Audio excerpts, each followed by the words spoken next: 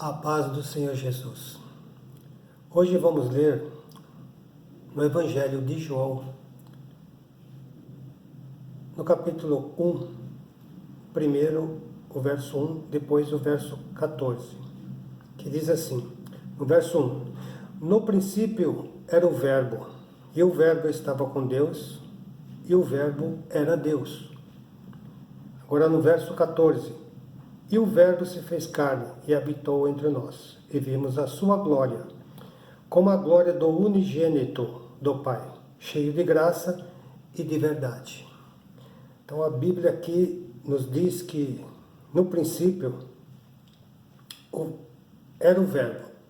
Quer dizer, o Verbo, a palavra de Deus, no princípio estava com Deus, mas ela se fez carne e habitou no meio de nós. E vimos a sua glória como a glória do unigênito. Então, quando Jesus veio ao mundo, se transformou em carne, nasceu de mulher, ele era o unigênito do Pai. Mas se nós formos na carta aos Hebreus, que no capítulo 1, que diz assim, no capítulo 1, a carta aos Hebreus, do verso 1 ao 6. Havendo Deus antigamente falado muitas vezes e de muitas maneiras aos pais pelos profetas, a nós falou-nos nesses últimos dias pelo Filho, a quem constituiu o herdeiro de tudo, por quem fez também o mundo, o qual, sendo o resplendor da sua glória e a expressa imagem da sua pessoa, e sustentando todas as coisas pela palavra do seu poder, havendo feito por si mesmo a purificação dos nossos pecados, assentou-se à destra da majestade nas alturas. Foi feito tanto mais excelente do que os anjos, quando herdou mais excelente nome do que eles. Porque a qual dos anjos disse, jamais, tu és o meu filho, hoje te gerei. E outra vez, eu lhe serei por pai, e ele me será por filho. E quando outra vez introduz no mundo o primogênito, diz, todos os anjos de Deus o adorem. Na carta aos Hebreus aqui, Jesus é chamado, depois que ele morreu da cruz e ressuscitou e foi até o Pai, se apresentar diante de Deus, mostrar que ele tinha feito a obra da salvação na cruz do Calvário. A Bíblia diz aqui que Deus outra vez introduz no mundo o primogênito. Quando Jesus veio ao mundo, era unigênito. Quando ele morreu e ressuscitou, e Deus trouxe ele novamente, por 40 dias depois da ressurreição, ele é chamado de o primogênito.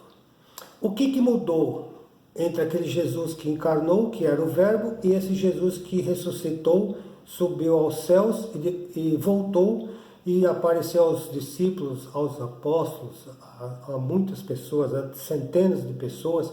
Ele era agora o primogênito. Se nós lermos aqui, nós vamos ler em várias partes, porque é um tema, ele não é complexo, mas ele tem que ser entendido, para a gente entender quem é Jesus e o que nós somos em Jesus. Na carta aos Hebreus, no capítulo 2, do verso de 10 a 13, diz assim, a carta aos Hebreus, capítulo 2, porque convinha que aquele para quem são todas as coisas, Jesus, e mediante tudo existe, trazendo muitos filhos à glória. Jesus trouxe muitos filhos à glória. Consagrasse pelas aflições o príncipe da salvação deles. Porque assim, o que santifica Jesus, como os que são santificados, nós, são todos de um, Deus Pai, por cuja causa não se envergonha de lhes chamar irmãos. Então, por causa dessa causa da salvação, Jesus não se envergonha de nos chamar de irmãos. Porque ele agora é o primogênito. Quem é primogênito é porque tem o segundo, o terceiro, o quarto, milhões. E ele chama nós de irmãos. No verso 12, dizendo, anunciarei o teu nome a meus irmãos. Novamente ele fala, meus irmãos. Cantar-te-ei louvores no meio da congregação. E outra vez, porém nele a minha confiança. E outra vez, eis-me aqui, a mim. Jesus diz, a mim. E aos filhos que Deus me deu. Somos irmãos de Jesus. Somos filhos de Jesus. É algo glorioso, é algo maravilhoso, que nós precisamos compreender. Tudo que foi feito na cruz do Calvário por Jesus. Se nós formos lá em Zacarias, vamos em Zacarias, no capítulo 12, no verso 10. Diz assim, Zacarias 12, verso 10. E sobre a casa de Davi, e sobre os habitantes de Jerusalém, a casa de Davi, Jesus era descendente de Davi.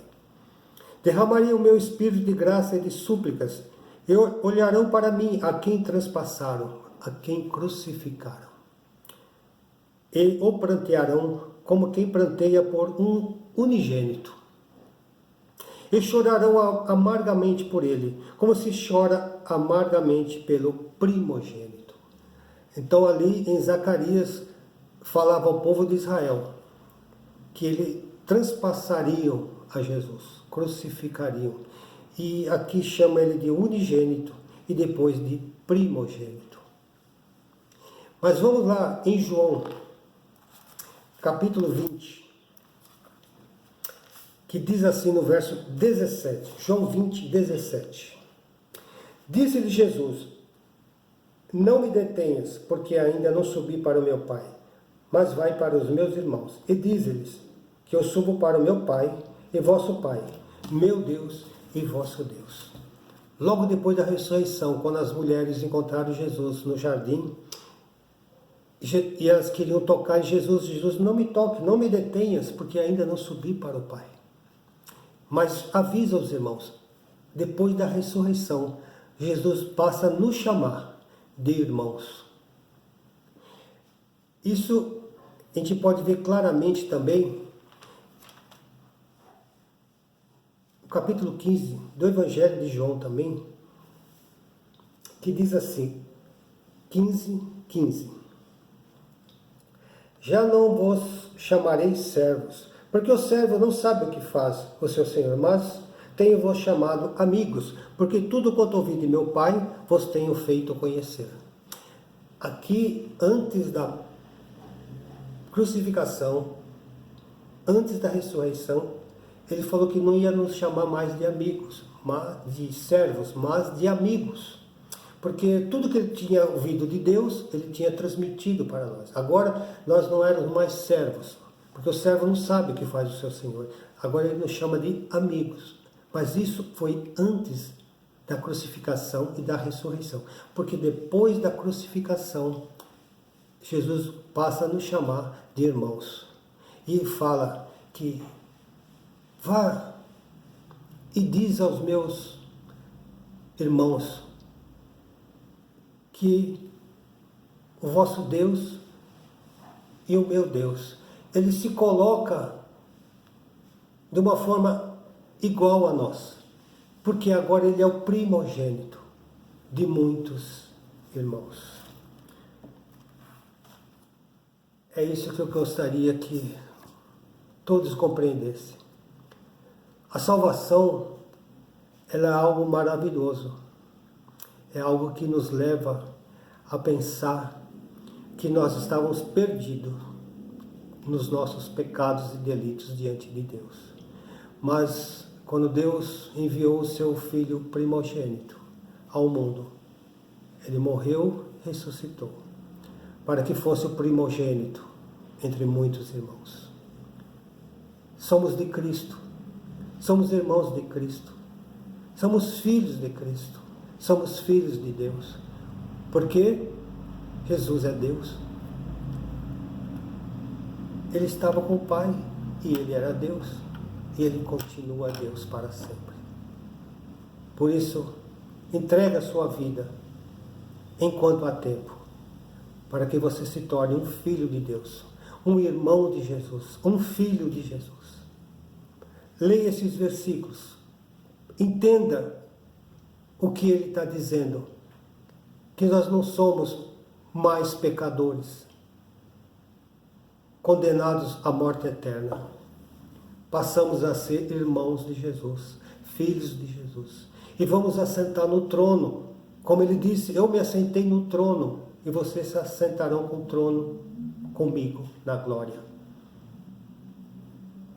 Não deixe que este mundo te dê informações deste mundo, mas medite que há um mundo na eternidade que começou no dia, que pode começar no dia que você aceitar ao Senhor Jesus como único, suficiente e salvador da sua vida, para que você se torne irmão de Jesus, filho de Deus, filho de Jesus, e possamos viver para sempre na eternidade, não mais como pecadores, mas como salvos pela misericórdia, pela graça de Deus.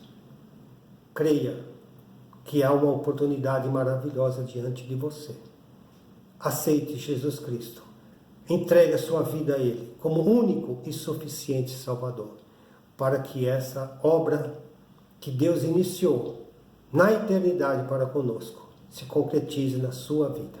Não deixe passar. Não deixe para amanhã o que você pode fazer hoje.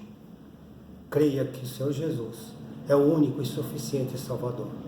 Não olhe para trás, não olhe para os lados, olhe para o alto, olhe para Jesus, o autor e consumador da nossa fé, o nosso Senhor e Salvador, Jesus Cristo, o nosso Pai, o nosso irmão, o nosso Deus, o nosso Senhor, que está na glória, esperando por mim e por você. Por isso eu digo, fique na paz do Senhor Jesus. Deus abençoe a todos e que Deus possa falar essas palavras no vosso coração e fique impregnadas nos vossos espíritos, no vosso espírito, nos vossos pensamentos como uma realidade verdadeira, não uma realidade de fantasia, mas uma realidade verdadeira, que só Jesus Cristo salva. Fiquem todos na paz do Senhor Jesus e que Deus abençoe a todos, no nome do Senhor Jesus. Amém.